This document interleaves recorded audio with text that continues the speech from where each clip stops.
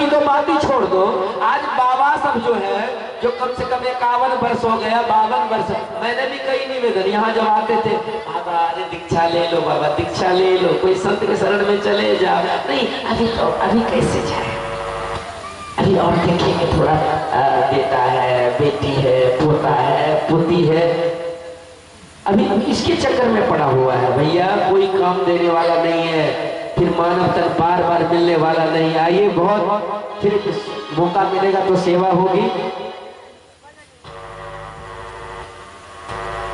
और ये जो सुंदर कांड का प्रसंग आप लोग सुने, और रामचरितमानस में भी सुंदर कांड है। रामचरितमानस में कितने कांड हैं? 7 कांड है। रामचरितमानस में 7 कांड है, लेकिन सभी संतों का कहना है कि अगर आप किसी भी कांड का पाठ नहीं करते हो, नित्य प्रतिदिन बाल कांड का पाठ किया करो, या तो अयोध्या कांड का पाठ 9 चौपाइयां किया करो। जब तेरा ब्याह घर आए नित नव मंगल मोद बधाए, वहां 9 चौपाइयां है। जो 9 चौपाइयां का पाठ करते हैं नित्य प्रतिदिन अपने घर में, उनके घर में धन की वर्षा कितनी होगी ये तो नहीं कही जा सकती है, लेकिन उसके घर में दरिद्रता कभी पैस नहीं सकती। और अगर आपसे नहीं हो पा रही है नित्य प्रतिदिन सुन रामायण का पाठ, कम से कम मंगलवार के दिन एक सुंदर कांड का पूरा जो पाठ कर लिया जिन्होंने, समझ लो कि रामायण का पूरे कांड का पाठ हो गया। केवल सुंदर कांड को पूरा पाठ कर लीजिए कुछ समय निकाल करके, तो संपूर्ण रामायण का पाठ हो जाता है। इसलिए सुंदर कांड का पाठ अपने अपने घर में अवश्य करें। और परसों जो कथा हुई, जिन जिन बच्ची को मानस का गुटका मिला है, उसमें केवल चौपाई ये पाठ करने के लिए है। तो निवेदन होगा कि अगर आपको गिफ्ट में गुटका मिला है तो आप इसका पाठ अवश्य करें, उसका पाठ अवश्य करें, क्योंकि ये संस्कार मुझे विवाह होने के बाद भी मिला। पति से कहा कि तुम पढ़ाई करो, तो मैंने कहा मुझे पढ़ाई करने में शर्म लगता है, स्कूल जाने में, मैं यही पढ़ाई पढ़ूंगी, मैं कथा करना चाहती हूँ। तो इन्होंने मुझे कथा का अभ्यास कराया, तो मैंने सीखा।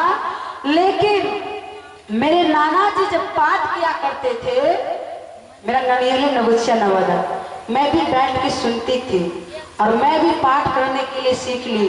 तो मुझे भी मेरे नाना ने ये रामचरितमानस और गुटका गिफ्ट में दिया, और गिफ्ट में दिया हुआ हर चीज बहुत मनुष्य को आगे ले जाता है।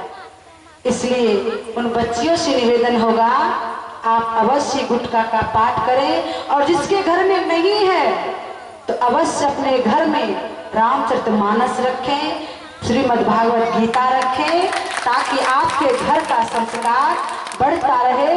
और हर मंगलवार सुंदर कांड का पाठ अवश्य करें, क्योंकि कितने लोग कहते हैं कि सुंदर कांड क्या हनुमान चालीसा तो पढ़ने नहीं देते, नारी को हनुमान चालीसा नहीं पढ़नी चाहिए, कितने लोग कहते हैं।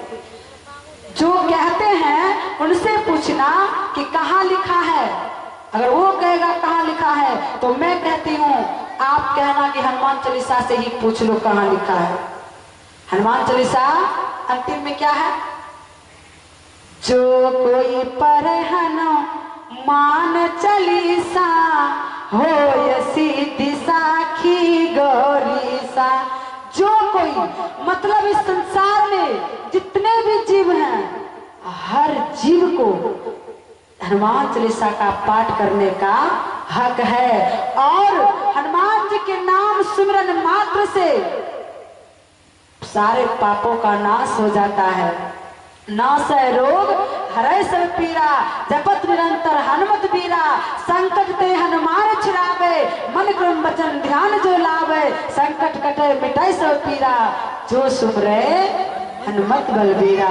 ऐसे ही हमारे हनुमान जी की महिमा शक्ति, जो हनुमान जी को भजते हैं, प्रभु राम जी कहते हैं मुझे उस भक्त को देखकर बहुत आनंद आता है। जो हनुमान जी की जय घोष करते हैं, राम जी उनके ऊपर बहुत कृपा बरसाते हैं। बोले श्री बजरंगबली की। इसलिए अच्छा एक बात बताइए, आज से आपने सुना कि गुटखा क्या है। अब ऐसे जो बच्ची को मिला है कपड़ा, लाल कपड़ा में समेट करके धोरखा पर रख देना, उसका उल्टा परिणाम हो जाएगा। अगर पाठ नहीं करना चाहते हो तो किसी और को दे देना, अगर तुमसे नहीं बन रहा है तो किसी और को दे देना। अभी आपने ये गिफ्ट मत समझना, इसको गिफ्ट साधारण नहीं होता। अगर एक पेन भी मिले तो वो आपको बहुत सीख दे सकता है, और ये तो साक्षात राम जी आपको मिल गया है। रामायण में राम जी समाये हुए साक्षात राम जी मिल गया है, ये किसी को नहीं मिलता है। बहुत बड़े बड़े पुरस्कार आपको दे देंगे, लेकिन ये आपको नहीं मिलेगा। ये आपका संस्कार है, ये जीने की कला से है। जिसको जीने की कला आ जाए भैया, कोई चीज की कमी रहेगी क्या?